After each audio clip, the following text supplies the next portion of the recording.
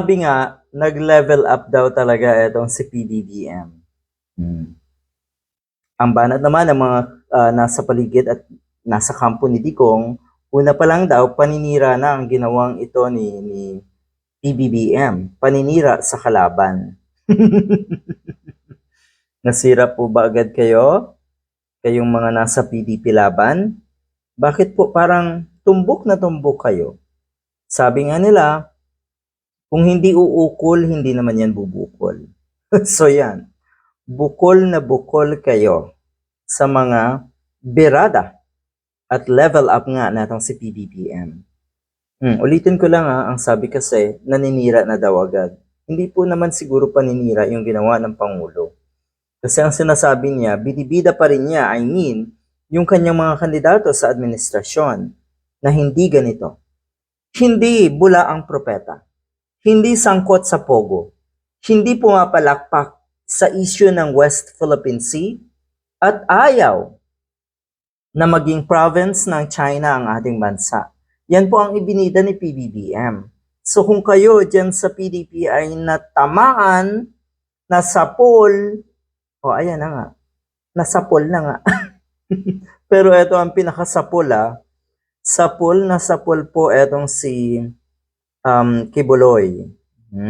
Anong sabi niya? Naguguluhin daw niya ang mga taong nanggulo sa kanya at sa kanyang simbahan. Wow. Basta mga nasa paligid ni Duterte talaga, hanap ay gulo. Utak kriminal. Hindi lang po utak kriminal Kriminal ang mga gawain. Sa tingin ko. Ayan, ito daw ay hinala lang ng mga netizens na si Kibuloy nga ang pinatatamaan o tinatawag na bula ang propeta ni PBBM. Ayan. At ang sabi dito, kasalukuyang nahaharap sa kasong human trafficking at iba pa. Totoo. 'Di ba? Totoong totoo.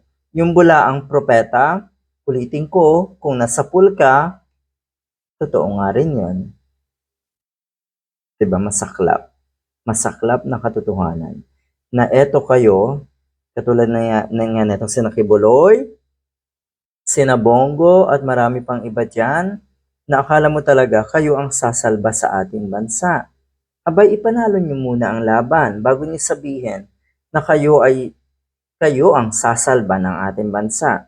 Dahil alam ng karamihang kababayan natin na nag-iisip ng tama na ang isasalba nyo lang ay ang mga Duterte. Wala po sa kanila. Sabi ni PBBM doon sa kanyang mga kandidato, wala sa kanila. Ang tila sakristan ng isang bulaang propeta na nasasakdal dahil sa yurak sa ating kabataan at sa mga kababaihan. So yon, wala ito sa slate ng administrasyon. Yan po ang pinupunto niya. Tapos ngayon, pwede nyo rin balikan. Halimbawa, si Digong nag-speech.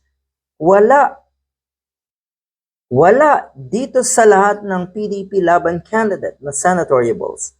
Wala ni isa dito ang mananalo.